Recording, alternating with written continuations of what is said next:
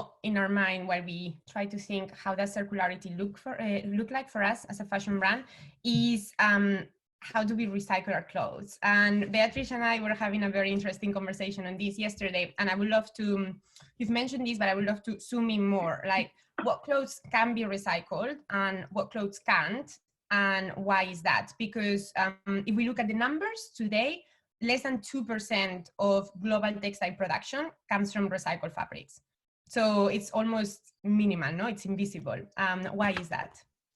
Absolutely, you're very right to say that. And I mean, the main issue really is, I think I was touching upon that earlier already, is the mixed fibers. So anything that is a blend between synthetic and natural organic fibers is extremely hard to separate and process.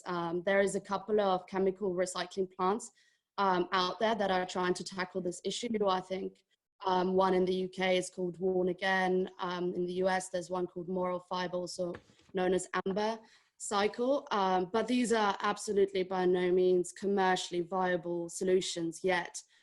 So when we look at how we can tackle these sort of end of life of a textile garment, we would have to separate manually every garment that would come in, either into a pile of natural organic fibers or textiles, or the synthetic ones. And that is an extremely costly process. And as you can imagine, there is a sort of a big debate on who should carry the cost. Is it the consumers, the brands?